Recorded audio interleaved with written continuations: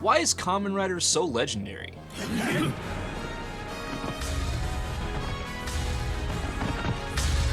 From 1971's original Kamen Rider series to 2024's Kamen Rider Gavv, the Kamen Rider franchise has built an incredible legacy and a rich history within Japan and throughout the entire world. This video will cover every single Kamen Rider series throughout history, as well as other major milestones in the franchise like movies, games, and even American adaptations. So if you want a video that you can show to people who don't know what Kamen Rider is, or if you just want to take an entertaining walk with me through the complete history of this legendary franchise, this is the video for you.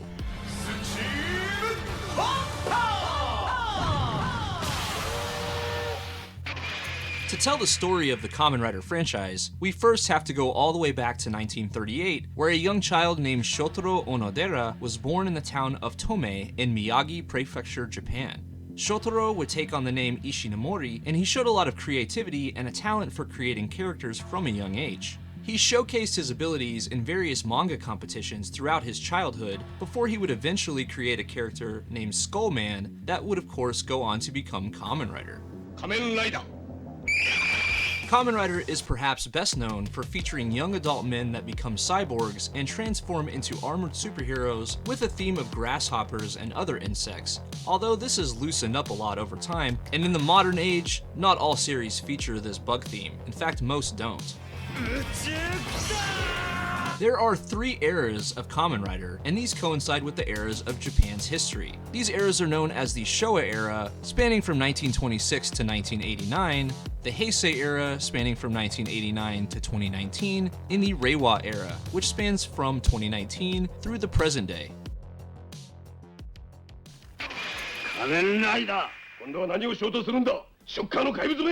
In 1971, Kamen Rider was born with the iconic original series, starring 2 main protagonists in Takeshi and Hayato, as they would take on Shocker and later Gel Shocker.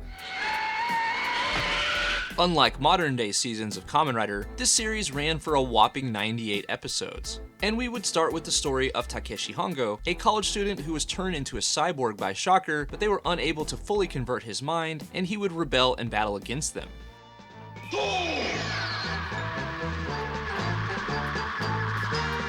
While filming a motorcycle stunt, Takeshi Hongo's actor Hiroshi Fujioka was injured and had to be replaced. They would replace him by Hayato Ichimonji, played by Takeshi Sasaki, and eventually they would join forces together, becoming the iconic Double Riders. This series set iconic tropes such as Kamen Rider being a cyborg fighting an evil organization, and of course his preferred method of transportation, his rider machine Cyclone.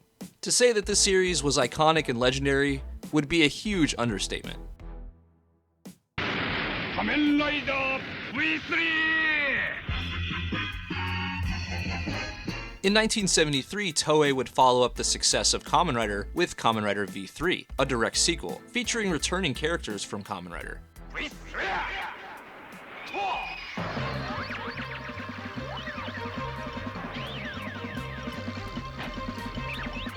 In this series, Shiro Kazami wants to be a cyborg in order to avenge his family that he saw being killed by Destron.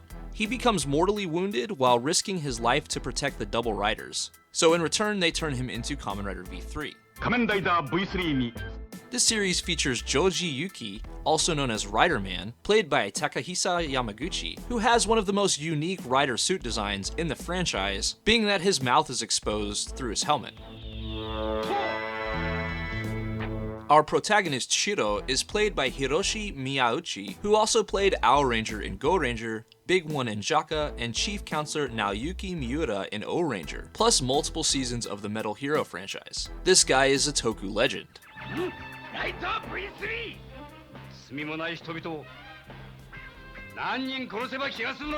As far as V3 suit design, it was a natural evolution from the looks of the Double Riders, featuring more red and a slightly more detailed design.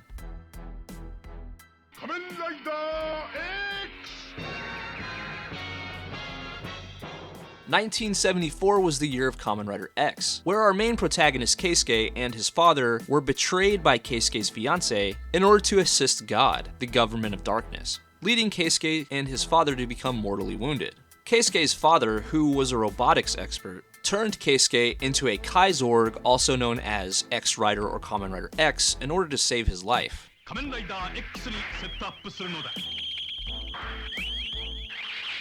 In this series, Keisuke starts as an easygoing character, with the optimism of somebody that's about to get married. But all that is ripped away from him, and he turns into a machine of pure precision and focus.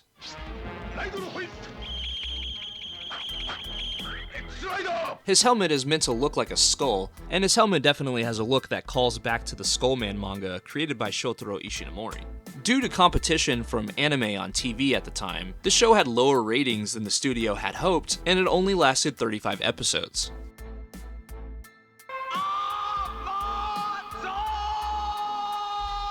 Also in 1974, we had Kamen Rider Amazon. This is the shortest Kamen Rider series ever, and one of the most violent. This show follows Daisuke, who was lost in the Amazon as a child. He was raised by wild animals before eventually being adopted by an Incan tribe.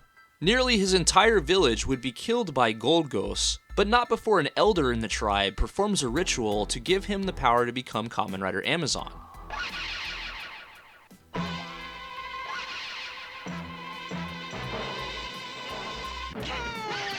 This was an incredibly iconic and unique new look for Kamen Rider, with a helmet design and a suit design that had never been seen before. This was the first rider to not use a belt to henshin, and the first Kamen Rider series since the original to not have any previous riders returning. This is also the very last main Kamen Rider series that did not have a Sentai season air alongside it. 1975 saw the release of Kamen Rider Stronger, which was originally planned to be the final Kamen Rider series. This show follows Shigeru Joe, whose best friend and mentor Goro is killed by Black Satan. Because of this, Shigeru lets himself get turned into a cyborg, or Kamen Rider Stronger.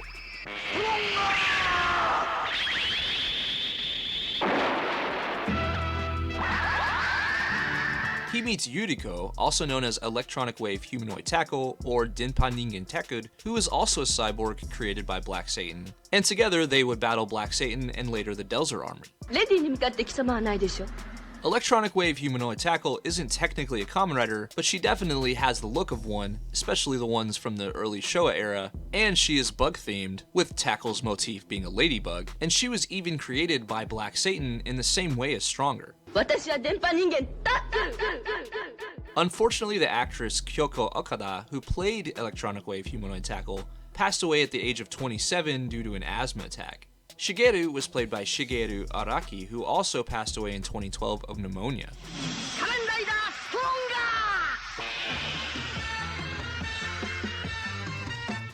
This was meant to be called Kamen Rider Spark, but that was trademarked in Japan. However, this would have been a really fitting name due to the show's focus on electricity. And this was the very first Kamen Rider series to have a temporary power-up for the main rider, that being Stronger's charge-up form.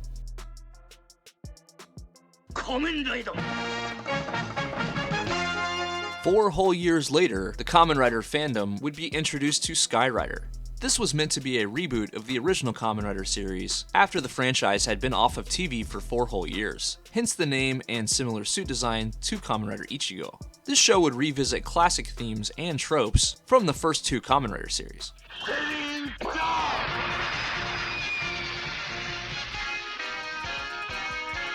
In Sky Rider, we follow Hiroshi Tsukuba as he battles Neo Shocker. Eventually, the idea of this being a reboot was phased out over time, and classic Kamen Riders would appear, tying this into the continuity of the rest of the era. With a name like Sky Rider, this series was very focused on flight. However, this was also phased out over time, and as far as I can tell, this was because Shotaro Ishinomori was unhappy with the flight special effects, i.e. he didn't like how it looked when Sky Rider was flying around.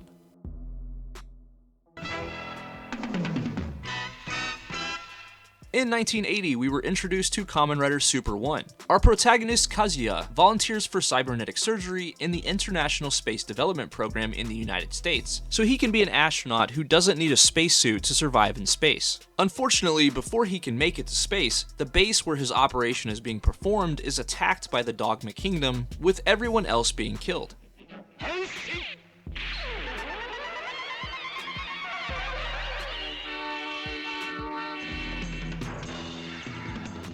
He goes to Japan and is trained by a martial arts expert named Master Ginkai, who teaches him how to henshin into Super 1. This show featured multiple types of interchangeable hands with different strengths and elements, and this functioned as a prototype version of the form switching that we see today.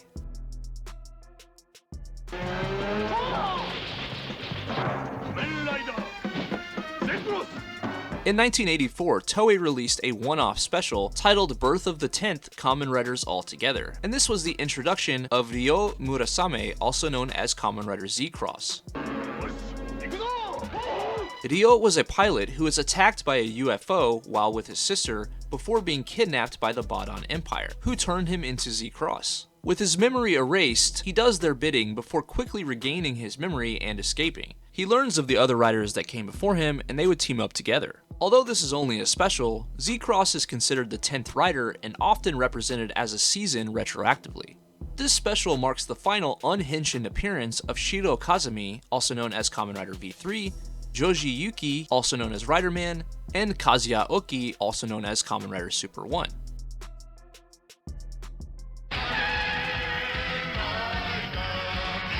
1987 saw the release of one of the most popular and loved series in the history of the Kamen Rider franchise in Kamen Rider Black. This is a legendary entry, marked by a dark tone, a gritty look, and a very emotional story. This show is a drama in the fullest sense. Black introduces us to Kotaro Minami, who is portrayed masterfully by Tetsuo Kurata, and he delivers a heavy and impactful performance where you're gonna feel the agony that he feels during his fight against Shadow Moon and the Gorgon. It was around this time that the look of Kamen Riders in general started to change a little bit. The helmets became a little less bulky, and the armor started looking a little more like armor instead of cloth. The aesthetics here and the tone would remain influential to future iterations of Kamen Rider for years to come.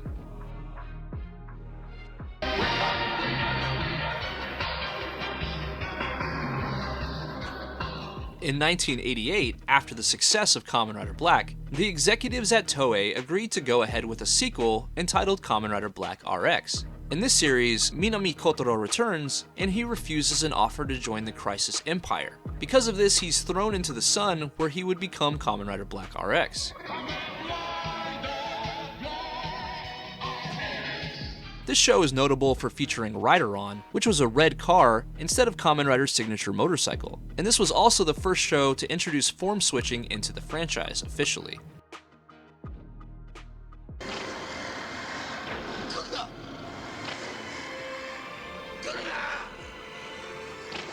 "1992 was an absolutely packed year for the Kamen Rider franchise, featuring Shin Kamen Rider Prologue, a film celebrating the 20th anniversary of the franchise. Because this was 20 years later, this film was meant to attract fans of the original series that had now grown into adults, and that's why the film was a lot darker and more violent. Our protagonist here is Shin Kazamatsuri, who is fused with grasshopper DNA against his will, leading him to fight against the Institute of Super Science, or ISS. Shotaro Ishinomori originally planned for him to be called Kamen Rider Gaia, with a more traditional look, but later on they changed this to Kamen Rider Shin and gave him a suit that was more biological and insect-like. Ishinomori himself even appears in this movie as a spy.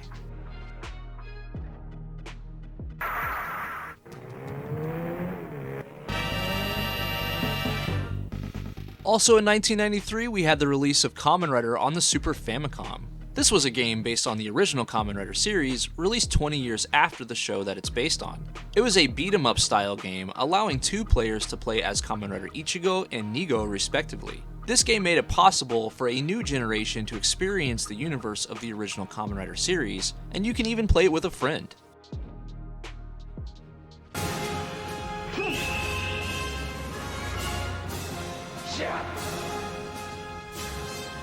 Rounding out a huge 1993 was Ultraman vs. Kamen Rider, a TV special featuring many clips and interviews with the people involved from both shows, where we have Kamen Rider growing into a giant to fight alongside Ultraman.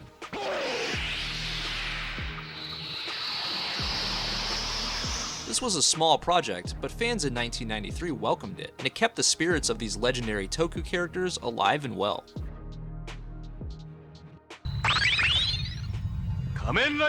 J! 1994 was the year of Kamen Rider J, the first rider to be able to grow into a giant. Koji Segawa is a photographer who is killed while attempting to protect his little sister named Kana. He's thrown over a cliff and Kana is captured. The Earth Spirits resurrect Koji and he becomes Kamen Rider J, who is assisted by his aide Barry. J is played by Yuta Mochizuki, who also played Geki in Zyuranger.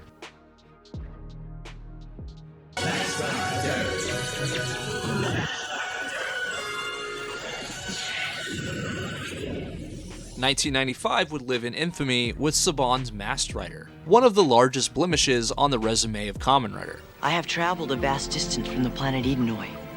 Huh? After the success of Power Rangers during the 90s, Saban and Toei decided to team up in order to bring Kamen Rider to the English-speaking world. This resulted in what is widely considered to be one of the worst adaptations of all time. This show is about an alien named Dax from planet Edenoi who travels to Earth alongside his companion Furbus, who looks like a giant Furby, and he meets a family who are pretty much devoid of personality and acting skills. Ectophase, activate!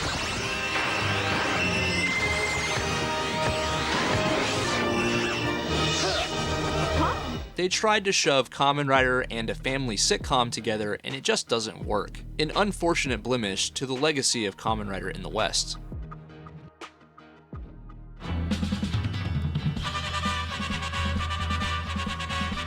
(1998) saw the release of a Kamen Rider game on a brand new cutting-edge system, the PlayStation, allowing fans to experience the original Kamen Rider series all over again. This was a fighting game featuring characters and locations that fans of the original series would be really excited to see. The gameplay was nothing revolutionary here, but this was definitely a noteworthy release in the history of Kamen Rider. 1998 was also a year that would go down as a sad one for Kamen Rider fans, as we lost Shotaro Ishinomori due to heart failure on January 28, 1998. It was unclear what would come of the Kamen Rider franchise with the loss of its creator and visionary.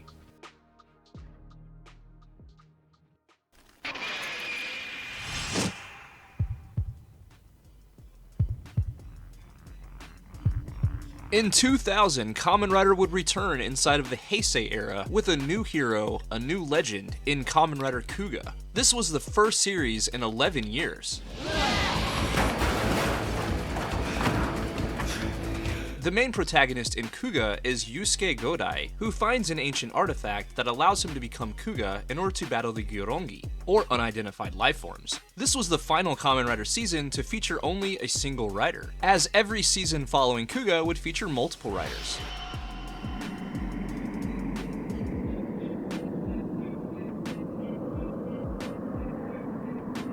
Kuga would also feature multiple forms that were different color swaps and featured different weapons. And this was also the first season to air alongside a Super Sentai season on the same network, leading to Superhero Time. In 2001, Toei released a direct sequel to Kuga titled Kamen Rider Agito, and this show features 4 very different riders.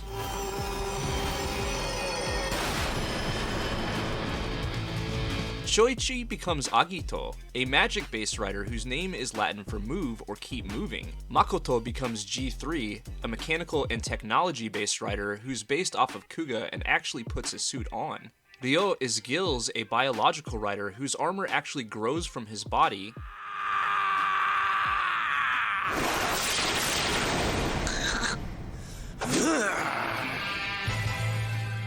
And Kaoru is the incredibly cool Another Agito. This was the final Kamen Rider season to feature the Ishinomori style belt design. Also in 2001, the Ishinomori Manga Museum, named after Shotaro Ishinomori, opened in Ishinomaki, Miyagi Prefecture, Japan, to showcase some of the most culturally significant manga in history and to educate people on an art form that Shotaro Ishinomori himself loved so much. Even though Shotaro was gone, his legacy was well remembered, and the franchise he created was headed in an exciting new direction.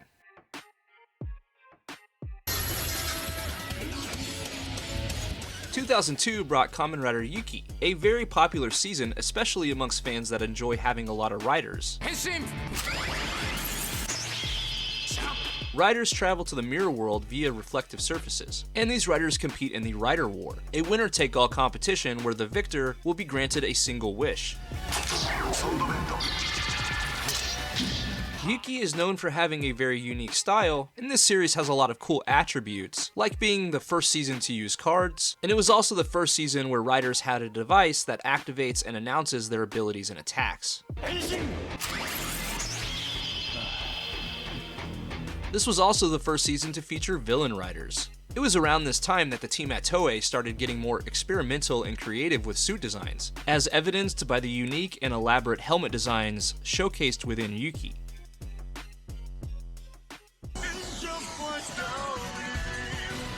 2003 was the year of Kamen Rider Phase, a show in which Smart Brain Org is trying to take over the world with Orphanox, who are the next stage of human evolution. They create 3 suits called Rider Gear, which are Phase, Delta, and Kaiza. Our main protagonist in this series is Takumi, who along with his allies would fight against Smart Brain to prevent them from replacing the world with Orphanox. Complete.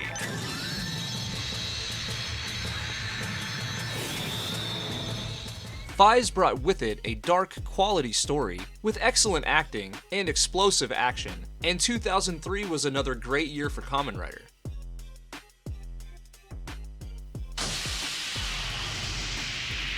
" 2004 saw the release of Kamen Rider Blade, a playing card themed season featuring multiple riders that represented different suits from the card deck.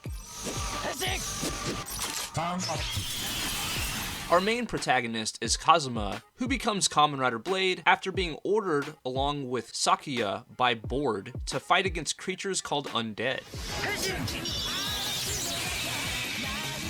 This series featured some really cool riders, including Garen, Chalice, Liango, and of course Blade himself. The show featured 2 intros, and the second intro looks cool, and you could tell their focus was just on making it look cool for the audience. But the first intro is genuinely hilarious to me, and it's really unique in its weirdness. Kick that napkin. Kick it. This was the first season to have 2 intros since Skyrider.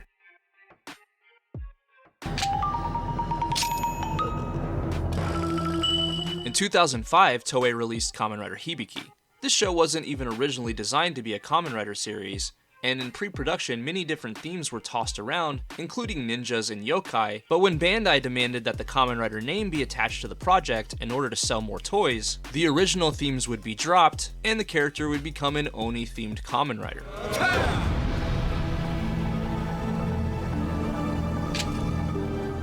By episode 29, chief producer Shigenori Taketera was fired, and this was unofficially attributed to low ratings and low toy sales.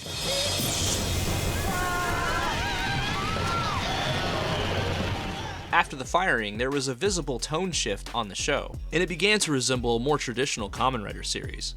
Hibiki introduced a lot of unique things into the franchise, including the fact that there are no belts to henshin, and this is the only series with an instrumental theme. Kamen Rider, the First. 2005 would continue with Kamen Rider the First. Kamen Rider the First was a modern-day reimagining of Shotaro Ishinomori's classic original series. This movie took some liberties in regards to story, but ultimately serves as a creative and well-made Kamen Rider project that shows a lot of love and respect for the original series.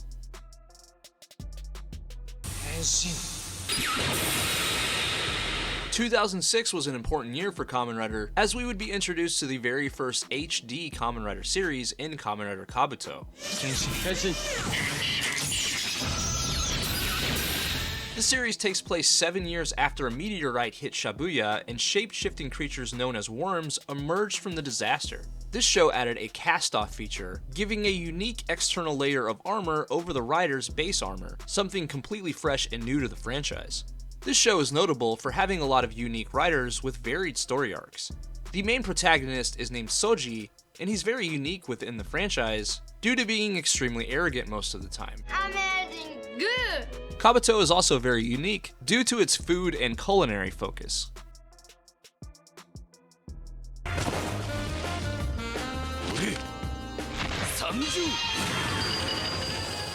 2007 would bring with it an absolute cultural phenomenon within Japan in Kamen Rider Den-O. Ryotaro is a huge wimp until he's possessed by the Taros, because they imbue their own personality unto him and even change his non-henshin look.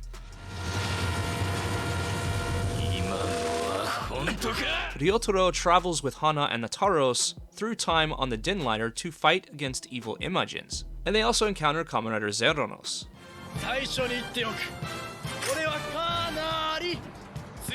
Takeru Sato, who plays Ryotaro, claims that the reason for the show's success was the comedic timing. Because the show was so successful, it would lead to a mountain of revenue for Toei and more crossovers than any other Kamen Rider series in history.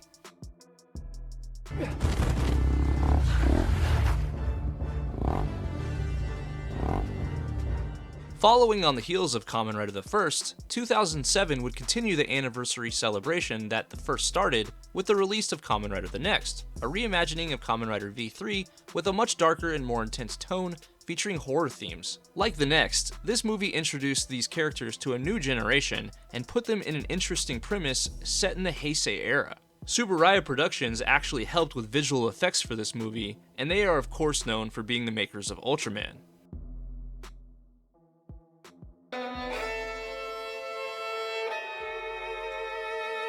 2008 was the year that Kamen Rider would take on a campy vampire theme with Kamen Rider Kiva. The tagline for this series was "Wake up, break the chains of destiny." This show takes place across two time frames simultaneously, being 1986 and 2008, allowing the audience to experience the cause and effect of certain story beats.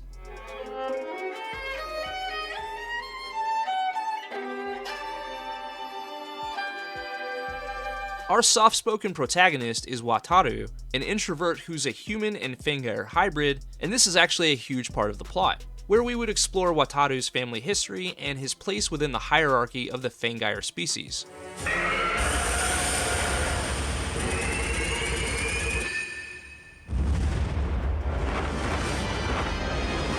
This show introduced some really unique elements to the franchise, featuring Wataru's ghostly allies called the Arms Monsters, who provide Kiva with power-ups and live in a building that turns into a dragon. This show also introduced us to Kibat, a bat that bites Wataru's hand to facilitate his henshin. Although Kiva failed to achieve the same levels of success as Den-O, this show introduced fans to some fresh and interesting new things that had never been seen before within the Kamen Rider franchise.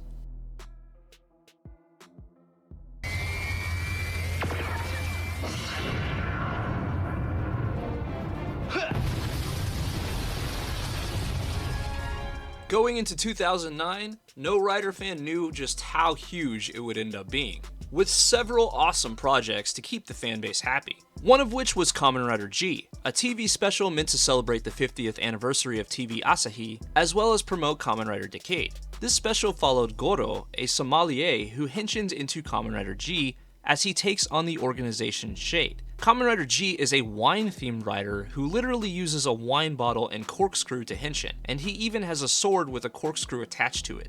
This special is often overlooked, but it brought the fandom something incredibly unique with a wine-themed rider, and was just one part of what would be a great year for Kamen Rider. Decade. In 2009, we of course got Kamen Rider Decade, an anniversary season celebrating 10 years of the Heisei Era. This show had two catchphrases. One is "Connect everything by destroying everything," and "Heisei Rider 10 years early." Although the show only had 31 episodes, it was stuffed full of fan service and was focused primarily on making longtime fans happy.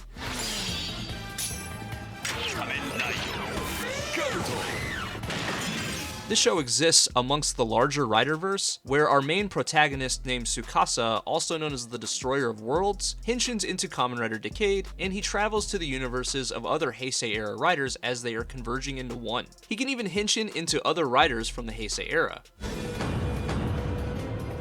Although Decade was a shorter season, the impact of the show was undeniable, as Decade would be featured in many crossover projects over the years.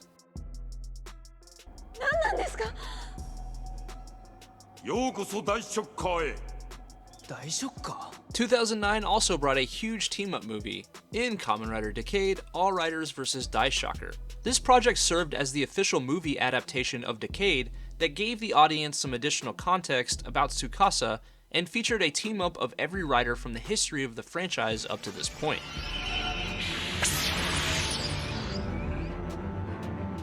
In addition to all of the henshin riders throughout history, this movie also featured the nostalgic appearances of Tetsuo Kurata as Kotaro Minami, or Kamen Rider Black, and Toshiki Kashu as Shoichi Sugami or Kamen Rider Faiz, as well as tons of classic villains from the franchise. When this movie released in theaters, it actually beat Harry Potter in the box office, earning over 2 billion yen, making it a huge success for Toei commercially and a memorable part of 2009.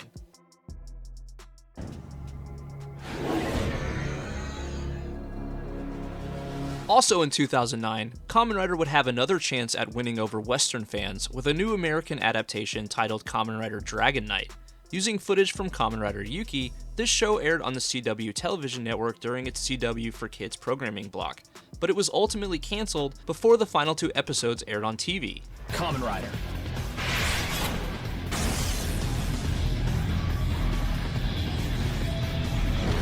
Producer Aki Komine convinced Toei to let him make a pilot for an American adaptation of Kamen Rider in the same style of Power Rangers, and ultimately Ryuki was chosen for the adaptation due to the large quantity of riders and the fact that Ryuki has a female rider. Despite the show's cancellation, Dragon Knight actually won a Daytime Emmy Award for stunt coordination, and it's remembered mostly positively by the community.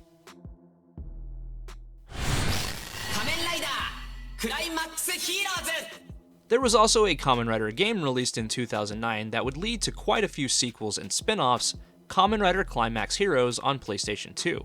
This was a Kamen Rider fighting game commemorating 10 years of the Heisei Era and featuring all of the primary Heisei riders up to this point. This game series has become extremely popular in the fandom, and it was another thing that made 2009 such an awesome year for Kamen Rider, but it wouldn't be the last.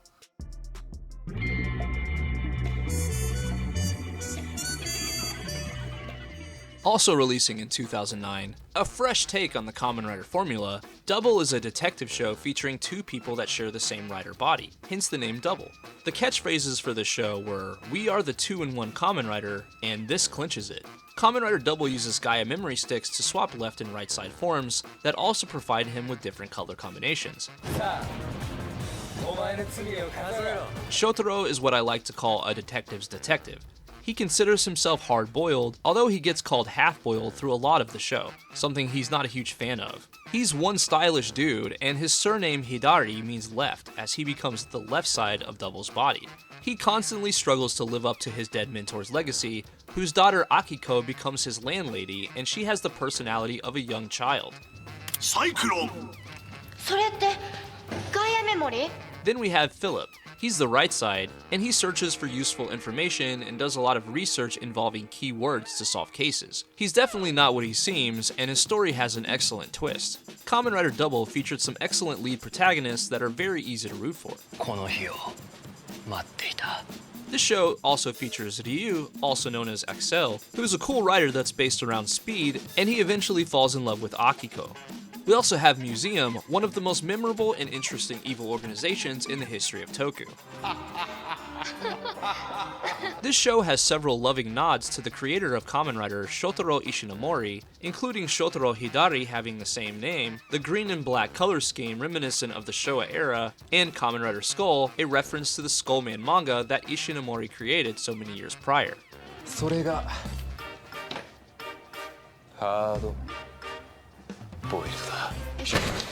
This was the first Kamen Rider series to use the term Kamen Rider in English letters on the logo and in marketing, because before this it was always Masked Rider. Double will always be remembered as a cool, fresh, and well-written entry into the franchise.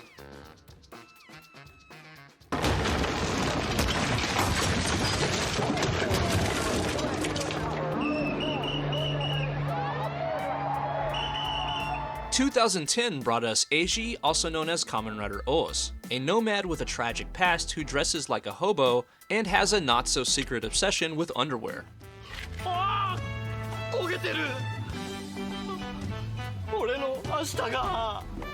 Eiji encounters Ankh, the arm of a greed, which is a creature made of metals that feed on the desires of humans, played by Ryosuke Miura, who also played on a show called Caesar X, and the charisma and the interactions between Eiji and Ankh would be a standout of the season.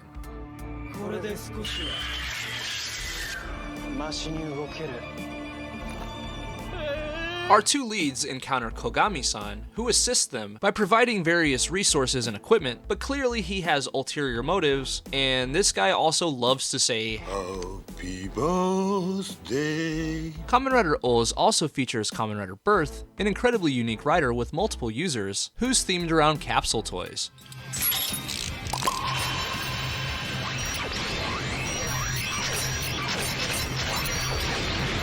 One thing that's really unique about Oz is that he's able to mix and match metals to combine different forms, but he becomes really cool and powerful when he combines 3 of the same type, like Tajador.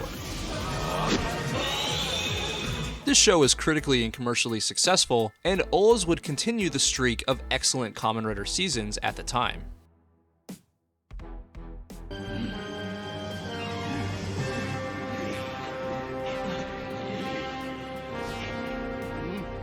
2011 would see the release of a huge team-up movie in Oz, Dino, All Riders Let's Go Kamen Riders. This movie of course featured Oz and Dino, but it also featured the double riders of the original Kamen Rider series, plus all of the other riders throughout history.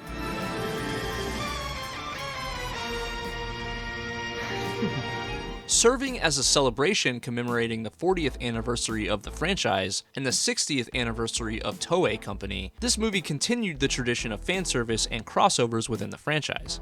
The fandom was also treated to some nostalgic appearances from other non-Rider Toku characters like Kikaider, Inazuman, and Zubat, and a cool new form from Oz using the Imogen and Shocker medals.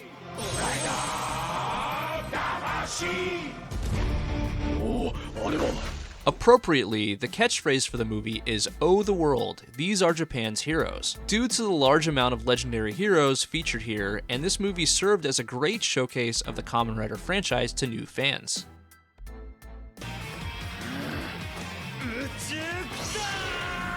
Later on in 2011, we were introduced to one of the most unique and fresh Kamen Rider seasons of all time in Kamen Rider Foze. A 40th anniversary project themed around space and centered around the Kamen Rider Club of Amanogawa High School. Our main protagonist is Gintaro, an eccentric and charismatic new student who recently transferred and is determined to be everyone's friend.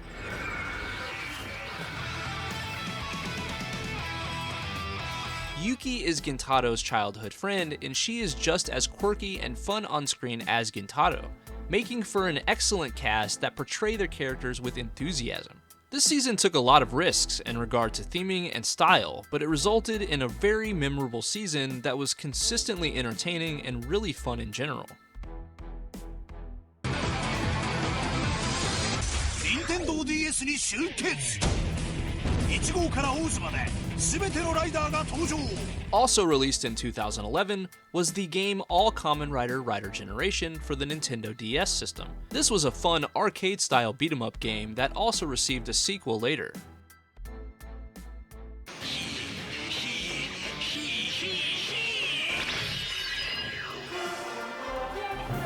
In 2012, the franchise would go in yet another new direction with Wizard, a magic and fantasy-themed Rider season with quite a bit of comedy and charm added on top of the Kamen Rider formula. The main protagonist for this season is named Haruto, and he uses rings of different elements to henching into Kamen Rider Wizard. This series also featured an incredibly likable secondary hero with a cool suit in the mayonnaise-obsessed Kosuke, also known as Kamen Rider Beast.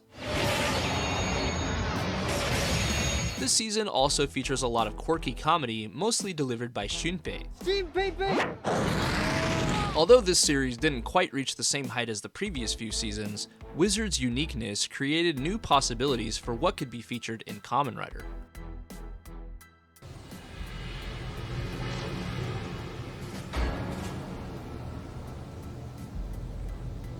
2012 also marked the 10th anniversary of TV Asahi's Superhero Time TV block, and to celebrate, Toei released Kamen Rider and Super Sentai Superhero Taisen, a crossover film featuring the company's two most famous franchises. This movie focuses primarily on Decade, Foze, Oz, Go Busters, and Go Kaiger, but the vast majority of riders and rangers throughout history are featured here. In this film, Captain Marvelous leads the Dai Zangyak fleet against all Kamen Riders, while Kamen Rider Decade leads Dai Shocker against all Sentais. This movie brought the stakes and intrigue of a heavyweight fight to the big screen and a love letter to both Kamen Rider and Super Sentai.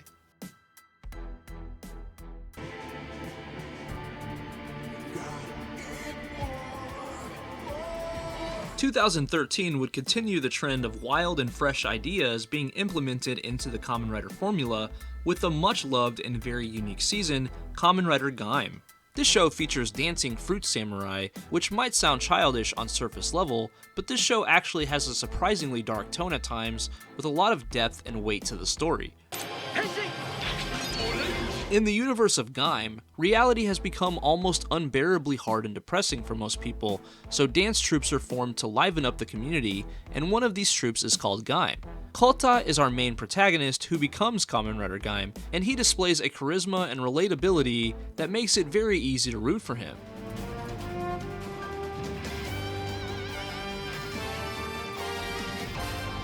This show was another treat for fans of Rider vs. Rider battles and infighting. And Gaim is generally remembered very fondly by most of the community, and it would be impossible to tell the story of Kamen Rider without Gaim.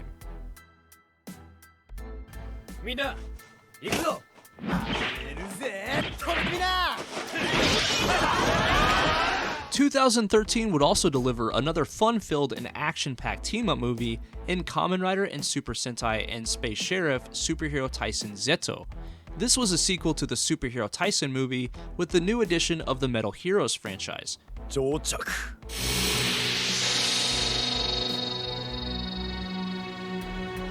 This movie features heroes from the three major Toei franchises on screen together to fight against the emerging Space Shocker, in a thrilling and nostalgic celebration of Kamen Rider and all of Toei.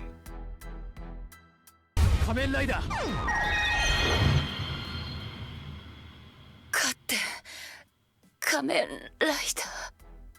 In 2013, Toei and Bandai Namco released a game titled Kamen Rider Bat Ride War for the PlayStation 3. This game is considered a hack-and-slash style game and features every Heisei Rider up until Wizard. This game lets you take on large groups of enemies at a time during battle scenarios designed to make you feel like a powerful Kamen Rider. The success of this game would lead to several sequels over the years.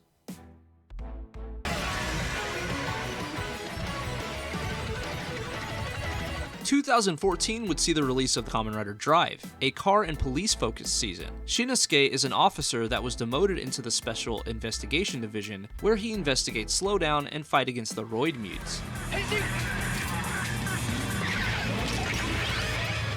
He henshins into Kamen Rider Drive using Belto-san and drives around in a stylish red car. Takahito Omori, one of the producers of the show, called it a tribute to Knight Rider, a car-focused show from the 1980s.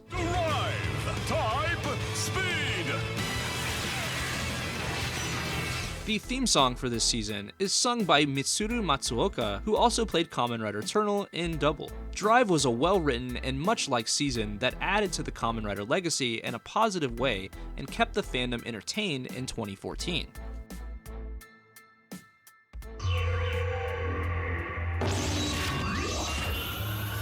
2015 was a bit of a slow year for Kamen Rider, with the only project of note being Kamen Rider Ghost. This series used themes revolving around the afterlife as our main protagonist Takeru searches for the icons that will prevent his permanent death.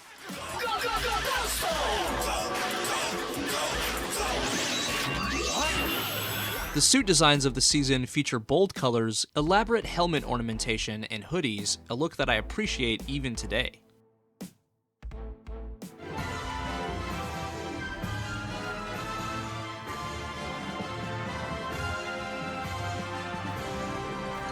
2016 saw the introduction of one of the most bold, colorful, and fun Rider series of all time in Kamen Rider Ex-Aid. Celebrating the 45th anniversary of Kamen Rider, this is a show that takes place mostly in a hospital and focuses on a group of gaming doctors that battle against the Bugsters. This cast is loaded with charm and personality, especially our main protagonist, Emu. I'm a Kamen Rider. The suits have a really unique anime look, and almost everything has a look that you could perhaps best describe as being part anime and part retro gaming. It might sound like a strange combination, but it works really well, and the aesthetic of Ex-Aid makes the show an incredibly memorable entry into the franchise.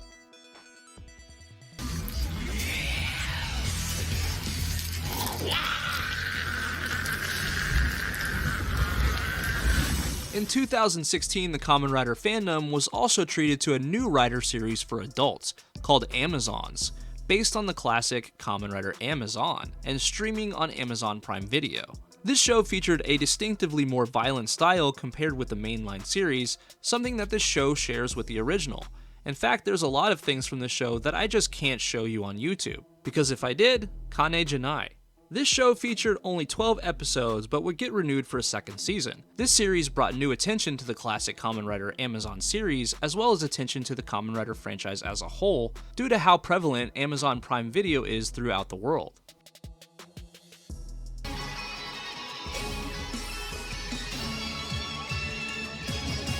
2017 saw the debut of a cool new science and math themed rider in Kamen Rider Build. After an item called the Pandora's Box was discovered on Mars, there was an event called the Skywall disaster that split Japan into 3 warring territories, Toto, Hokuto, and Seto, and this also created monsters called Smash. In order to deal with the fallout of this event and to defeat Smash, the Toto government enlists help from our main protagonist, Sento. Sento is unquestionably a genius who henshins into Kamen Rider Build. This series also features Ryuga, also known as Crossy, as a captivating secondary rider with a well-written story, as well as Ivorto, an alien that wants to assimilate all of humanity.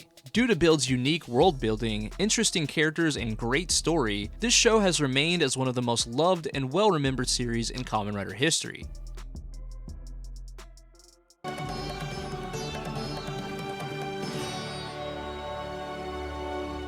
2018 brought us the final season of the Heisei Era and the first anniversary season since Decade 10 years prior in Kamen Rider Zi-O. This year's show is themed around time and time travel. Our main protagonist Sogo is destined to become Oma King Zi-O, a ruthless tyrant of the future. To prevent this, Gaze goes back in time to kill Zi-O, but a woman named Tsukuyomi has also gone back to protect Sogo. As this is an anniversary season, we're treated to a lot of throwback riders and various crossovers that longtime fans will appreciate, including grotesque versions of the riders that oppose our heroes.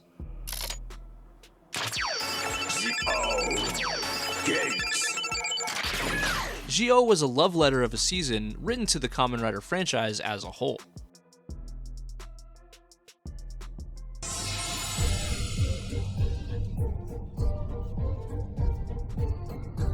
Before the Heisei Era officially came to a close, Toei released Heisei Generations Forever, a huge celebration of the entire Heisei Era meant to appeal to fans both young and old. This movie is stuffed with fan service related to every one of the Heisei riders, and they each get a healthy amount of time to shine.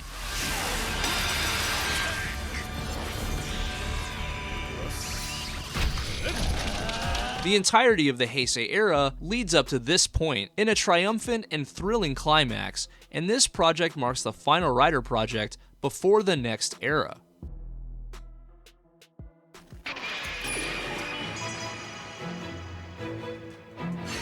(2019) brought with it the Reiwa Era and Kamen Rider 01. This show follows Aruto Hiden, who is a comedian that inherits a company called Hiden Intelligence from his grandfather. Hiden Intelligence makes humagears, which are AI-powered robots that resemble humans. Eventually, Aruto encounters MetsubouJinrai.net, who are rogue humagears led by Kamen Rider Horobi, and they intend to bring about the extinction of humans by hacking and corrupting other humagears. 私は技術顧問の刃優愛、そして捜査官の不破勇だ。 This show features Yaiba and Fua from the organization AIMS, also known as Kamen Riders Valkyrie and Vulcan, and their goals aren't always the same as Aruto's, or even each other's, leading to a really interesting story with explosive conflict. This show asks if AI is a good or bad thing, a question that's increasingly more relevant in today's world, and we would come to discover that there isn't necessarily a clear black and white answer to this. Zero One featured a collection of amazingly detailed and dynamic looking suit designs, as well as action that I consider very anime-like in general. This is a season that's a treat for the eyes. Unfortunately, due to the pandemic, the production of this series was cut short toward the end, resulting in a rushed final act of Zero One and a change in tone for the next franchise entry.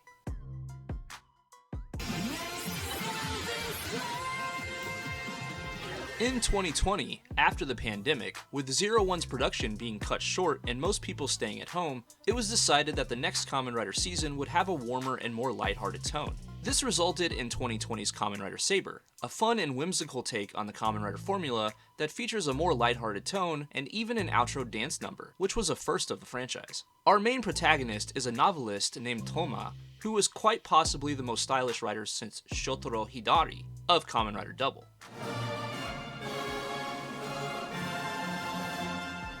"2020 was a year where the fans needed some lighthearted fun in their life, and Saber delivered on that. これが仮面ライダーの本当の力。 In 2020, we were also treated to a brand new Kamen Rider game for PlayStation 4 and Nintendo Switch called Kamen Rider Memory of Heroes. This game features Zero One teaming up with Double and O's in an original new Kamen Rider adventure that allowed fans to henshin, fight bosses, and switch between the awesome forms that these riders possess. Players could acquire new abilities from the enemies they defeat as well as upgrade their stats. Despite the pandemic, Kamen Rider was alive and well in 2020.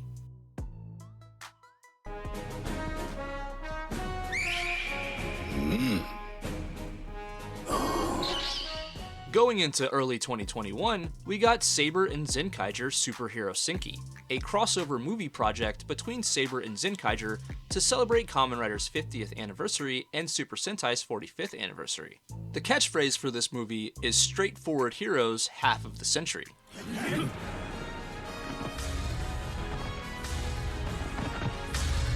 During the events of the movie, riders end up in the Zenkai world and the Zenkaigers, other than Juran, end up in the Saber world and eventually they team up together as you would expect. This movie served as an excellent anniversary celebration for fans of both franchises.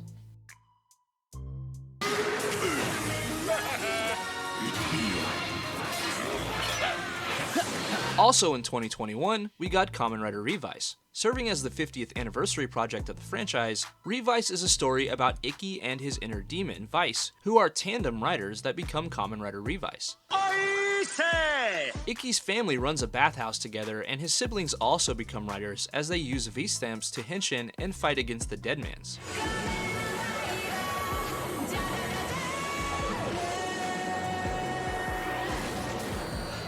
Revice brought a new style and vibe into the franchise, as well as some unique color choices for the riders, and the unique aspects of the show make it memorable within the history of Kamen Rider. Fight! 2022 brought with it an absolute banger of a Kamen Rider season in Kamen Rider Geats. This series focuses on a battle royale with supporters and organizers from the future called the Desire Grand Prix. The winner of this battle royale will have their deepest desire granted to them, so the stakes are really high and the conflict is really interesting. Our main protagonist is Ace Yukio, who is the definition of being cool. We also have the famous social media star Neon, also known as Nago, who has a really great story arc and she's very easy to root for. And then we have Keiwa, a happy-go-lucky character that goes through an intense story arc that turns him into a vengeful force of nature. This entry into the Kamen Rider franchise featured a great story, a great cast, and superb action scenes. Geats was so successful that it even received a Blu-ray release in America. 2022 also gave us the reimagining of the legendary Kamen Rider Black story with Black Sun on Prime Video. A much more violent and politically charged take on the classic series that took its own liberties with the source material. This series celebrates the 35th anniversary of Kamen Rider Black, serving as an example of just how iconic and legendary that series was. And did I mention it's really bloody? There's a lot from this show that I can't even show you on YouTube.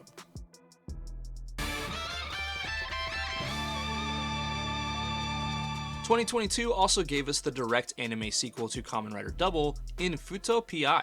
This series follows Shotaro and Philip as they solve crimes and do Kamen Rider things in a post-museum world. Double is extremely popular, and the success of Futo PI raises hopes that maybe someday the fandom will be treated to anime adaptations of more Kamen Rider series. And this show is even getting a film release this coming November.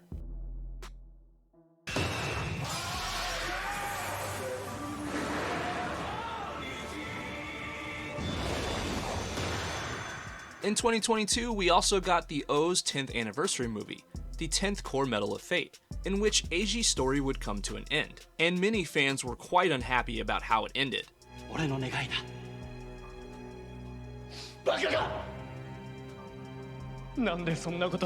I've had people tell me in the comments that in Japan people were crying in the theaters. Regardless of how you feel, this was a historically significant Kamen Rider project.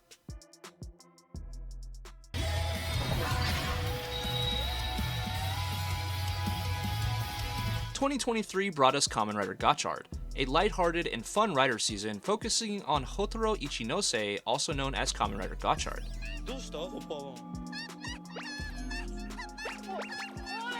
This series brought with it a new alchemy theme and a return to cards being used by the riders, in addition to fun creatures called Kemis. This story explores the lives of Hotaro and his friend Rin Kudo as they seek to capture the Kemis.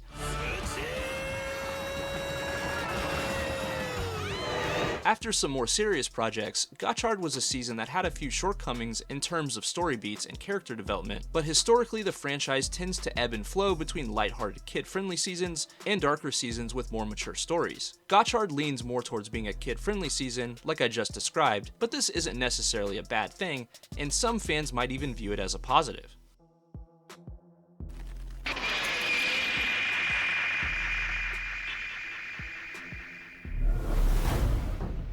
(2023) also gave us the incredibly stylish love letter to the original Kamen Rider series in the form of Shin Kamen Rider, another reimagining to celebrate the franchise's 50th anniversary. This movie set out to take everything that made the original series great and dial it up to 11.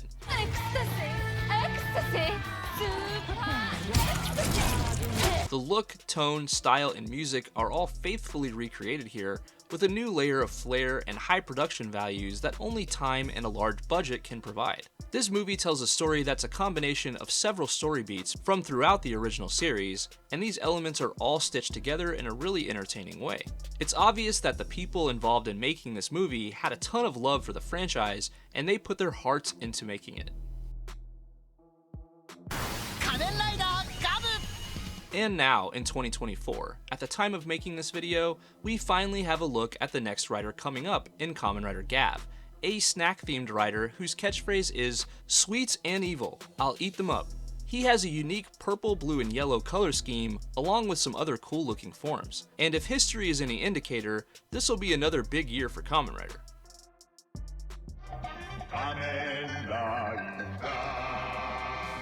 For 50 years, the Kamen Rider franchise has given us some amazing characters, interesting stories, jaw-dropping action, and heart-wrenching drama. We've seen hundreds of riders fight for what they believe in or who they care about, tons of evil organizations be brought to justice, and we've been lucky enough to enjoy this amazingly weird and wonderful world of triumph called Kamen Rider. Kamen Rider! Thanks for taking a trip with me through the history of this awesome franchise. I'd love to hear what your favorite Kamen Rider moment is in the comments, and if you enjoyed this video, I would appreciate it a lot if you would smack the shit out of that like button. Thanks for watching, I'll catch you next time. Bye!